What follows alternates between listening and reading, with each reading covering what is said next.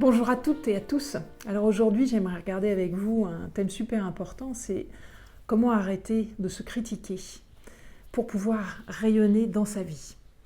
Alors, pourquoi arrêter de se critiquer? Donc les critiques intérieures, c'est souvent j'y arriverai pas, ou t'y arriveras pas, t'es nul, t'es pas assez bien, t'es pas assez ceci, t'as encore fait une erreur, tous les processus de culpabilisation à l'intérieur, de culpabilité. Imaginez si c'était votre meilleur ami qui vous disait des choses comme ça. Et alors, qu'est-ce que vous feriez de cet ami? Est-ce que vous lui diriez quelque chose? Est-ce que vous le garderiez en tant qu'ami? Pas certain. Parce que c'est comme des insultes, en fait. Hein. C'est comme si vous vous insultiez toute la journée. Donc, qui est capable de supporter un traitement pareil? Donc, voilà. Donc, le sujet là d'aujourd'hui, de cette vidéo, c'est de se rendre compte que c'est bien une décision à prendre d'arrêter de se maltraiter. Parce que c'est de la maltraitance, c'est de l'auto-maltraitance. Mais c'est comme ça que tout commence, c'est comment on se traite soi-même et comment on se regarde soi-même. Si on se met en priorité, si on se met vraiment en premier dans toutes nos relations, alors on va obligatoirement prendre la décision à un moment donné d'arrêter de se maltraiter. Parce que ça apporte énormément de négativité, ça vous sabote, ça vous coupe l'énergie, d'élan, ça vous coupe la motivation, et se rendre compte que c'est bien une décision à prendre.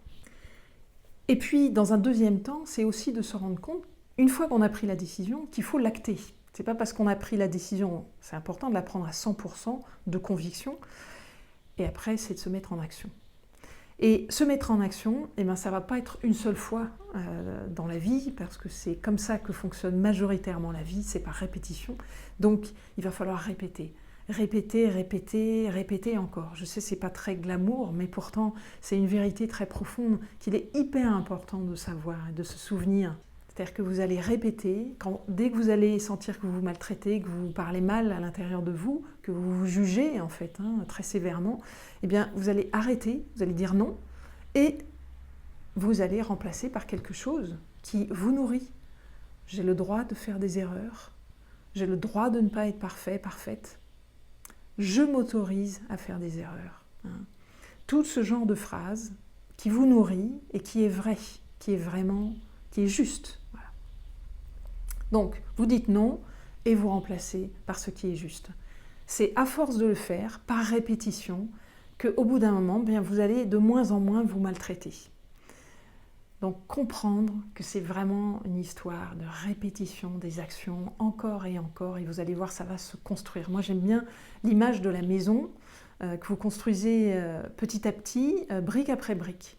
À chaque fois que vous faites un acte en direction de votre décision de ne plus vous maltraiter, vous mettez une brique qui construit votre maison. La brique, elle s'en va jamais. Donc, elle va se superposer avec les autres briques avec le temps. Et petit à petit, vous allez avoir une maison confortable, une maison belle, pleine d'amour pour vous-même. Et ça va être votre maison intérieure. Voilà. Et dans un troisième temps, ce qui est hyper important de se souvenir, c'est qu'il y a une grosse différence entre se critiquer et chercher à s'améliorer. Je le dis très très souvent aux personnes que j'accompagne et aussi dans mes ateliers, se critiquer, c'est s'enlever de l'énergie. Ça ne vous donnera jamais de l'énergie de vous dire que vous n'êtes pas assez, que vous êtes nul, que vous n'êtes pas assez parfait, que vous n'êtes pas assez bon, pas assez bien, que vous faites mal les choses, que vous devriez avoir honte. Ça, vous avez déjà remarqué, je sais, on le remarque tous, ça retire toute la motivation, tout l'élan. Et c'est très important d'être vigilant à ça, d'être vigilant à la façon dont vous vous parlez au quotidien. Donc, arrêtez de vous critiquer pour pouvoir chercher à s'améliorer. Et ça, c'est vraiment la grosse différence. C'est un mouvement à faire, c'est aussi par répétition, encore une fois. C'est-à-dire que c'est...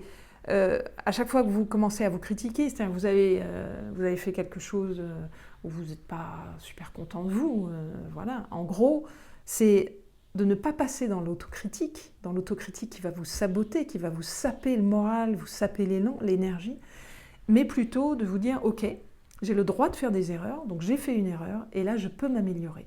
Et comment est-ce que je peux m'améliorer la prochaine fois?